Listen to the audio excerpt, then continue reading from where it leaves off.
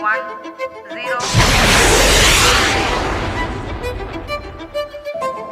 Plus 5 seconds. Chandrayaan की सियासी उड़ान निकाल रही है किन विपक्षी नेताओं की जान। चंद्रयान को लेकर अब क्या है पीएम मोदी का आगे का प्लान। आखिर मोदी के एजेंडे में स्पेस प्रोग्राम इतना ऊपर क्यों है। नमस्कार, Indian politics the Modi factor में आपका स्वागत है। आज बात करेंगे चांद तक पहुंचने के भारत के हौसले की और उसी चांद पर लगे दाग जैसी दागी पॉलिटिक्स की। 23 अगस्त को चंद्रयान 3 का चांद की सतह पर उतरना एक मामूली घटना नहीं है। India's space agency has successfully launched a rocket with a historic mission to the moon and the launch of India's Chandrayaan-3 rover on the moon, the Chandrayaan-3 mission. Bharat ही नहीं, पूरी दुनिया के लोगों की नजरें इस पर लगी रही, खासकर तब जब रूस का मून मिशन लूना 25 चांद पर उतर नहीं सका और चांद की सतह से टकराकर टूट गया। चंद्रयान 3 की लैंडिंग कितनी बड़ी बात है, इसका अंदाजा इसी बात से लगाया जा सकता है कि प्रधानमंत्री नरेंद्र मोदी जो देश में नहीं है, उन्होंने भी दक्षिण अफ्रीका में बैठकर इस मिशन का लाइव टेलीकास्ट देखा। चांद की कहानी को समझने के लिए आपको थोड़ा पीछे ले चलते हैं। जुलाई 2023 चंद्रयान 3 के लॉन्च के बाद प्रधानमंत्री नरेंद्र मोदी एक ट्वीट करते हैं।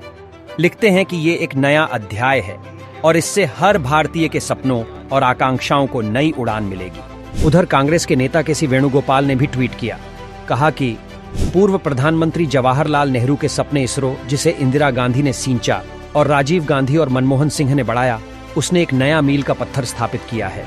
इस ट्वीट को एक साधारण रिएक्शन के तौर पर देखना नादानी होगी। साफ है, चंद्रयान का सियासी क्रेडिट लेने की होड़ मच गई है। विपक्ष को डर है कि सारा क्रेडिट पीएम मोदी या बीजेपी न ले जाए। वहीं बीजेपी में खलबली ये है कि चंद्रयान हो, मंगलयान हो या फिर आने वाले दिनों में गगनयान हो, तीनों के किसी भी प्लान या तैयारी में विपक्ष किसी तरह की सेंध मारने की कोशिश न करे। वैसे भी ये वही साल है जब 3 बड़े हिंदी राज्यों में चुनाव होने हैं और देश की सरकार बनाने के लिए होने वाले लोकसभा चुनाव भी कुछ ही महीने दूर हैं। ऐसे में पॉलिटिक्स का कैनवस स्पेस तक खींचेगा ही और क्रेडिट लेने के लिए बयानों की बौछार भी अंतरिक्ष तक पहुंचेगी ही। वैसे भी मंगलयान, चंद्रयान और गगनयान ने विपक्ष खेमे में सायरन बजाने शुरू कर दिए हैं। आखिर कैसे, इसे समझने के लिए नरेंद्र मोदी के काम करने के तरीके को समझना जरूरी है। अभी हमने उनके उस ट्वीट की बात की थी जो उन्होंने चंद्रयान 3 के लॉन्च के बाद किया था। ये एक नया अध्याय है और इससे हर भारतीय के सपनों और आकांक्षाओं को नई उड़ान मिलेगी।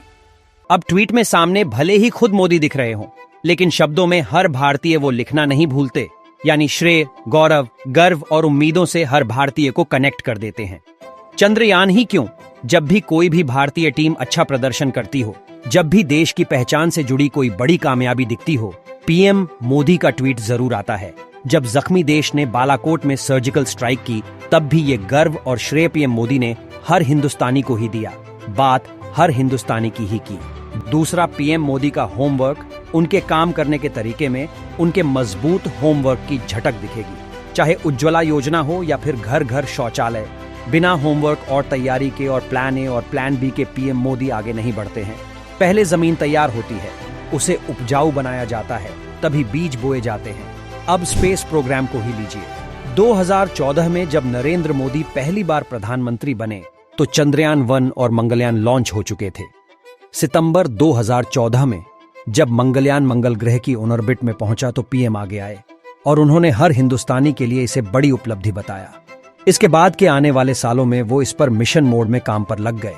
इसरो ने वाजपेयी सरकार के तहत 6 लॉन्च किए, मनमोहन सिंह सरकार के तहत 24 और मोदी सरकार के दौर में इसरो ने 47 तक लॉन्च किए। काम करो और उससे भी बड़ी बात, काम करते हुए दिखो भी। ये है प्रधानमंत्री मोदी का मंत्र। स्पेस प्रोग्राम को जरा और करीब से देखिए तो आपको पता चलेगा कि इसे याद क्यों रखा जाएगा और ये खुद में मिसाल क्यों है। 2019 में पीएम मोदी ने घोषणा की कि भारत 2024 तक चंद्रमा पर एक मानव मिशन भेजेगा, लेकिन उनके लिए अगली छलांग तो बेहद लंबी थी। 2021 में उन्होंने घोषणा की कि भारत 2033 तक मंगल ग्रह पर एक ह्यूमन मिशन भेजेगा। जाहिर है, अंतरिक्ष के ऊंचे सपनों ने भारतीयों का हौसला भी बढ़ाया। 2022 के एक सर्वेक्षण में पाया गया कि 75% भारतीयों का मानना है कि स्पेस प्रोग्राम भारत के भविष्य के लिए महत्वपूर्ण है। सर्वेक्षण में ये भी पाया गया कि 69% भारतीयों का मानना है कि मोदी अंतरिक्ष की डिस्कवरी को बढ़ावा देने के लिए अच्छा काम कर रहे हैं। नरेंद्र मोदी के लिए सिर्फ ये गर्व का एक क्षण नहीं होगा, बल्कि ये आगे के और प्रोजेक्ट में मदद करेगा।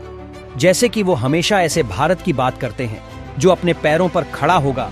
इस कड़ी में स्पेस प्रोग्राम का इस्तेमाल भारत की प्राथमिकता है और उसने कदम उठाने शुरू कर दिए हैं। 2019 में भारत ने एक एंटी सैटेलाइट परीक्षण किया था, जिसके बारे में मोदी ने कहा कि यह पूरी तरह से भारतीयों द्वारा डिजाइन किया गया था और अब यह परीक्षण भारत को एक नए अंतरिक्ष शक्ति के रूप में खड़ा करेगा, स्टार वॉर्स की दिशा में आगे बढ़ेगा। भारत का स्पेस प्रोग्राम रक्षा, इंटेलिजेंस, सर्विलेंस और ऐसे दूसरे मामलों में नई राह विकसित कर रहा है। इसीलिए 2023 में मोदी और राष्ट्रपति जो बाइडेन ने दोनों देशों के बीच अंतरिक्ष सहयोग का विस्तार करने के लिए समझौते किया। जून 2020 में मोदी ने भारत के अंतरिक्ष क्षेत्र को प्राइवेट सेक्टर के लिए खोलने की घोषणा की, जिससे दूरसंचार और रक्षा जैसे क्षेत्रों में भी भारत लीडरशिप की स्थिति में आ सके। तो क्या नरेंद्र मोदी बड़े फोकस के साथ प्लान करते हैं, काम करते हैं और बार बार काम को जनता से जोड़ते रहते हैं, ये बताते रहते हैं कि ये सब देश और जनता के लिए है। शायद इसीलिए उन्हें काम का सियासी फायदा उठाने में इतनी दिक्कत नहीं होती, जबकि विपक्ष के पास ज्यादातर सिर्फ आलोचना की राजनीति बच जाती है। सो जनता जनार्दन तैयार हो जाइए, आने वाले चुनाव में चांद पर भी वोट मांगे जाएंगे और चांद से लेकर मंगल तक वोट यात्रा चलेगी। अभी के लिए इंडियन पॉलिटिक्स दी मोदी फैक्टर में इतना ही। मिलते हैं अगले वीडियो में, तब तक इंतजार करें और चैनल को सब्सक्राइब, लाइक और शेयर करना ना भूलें।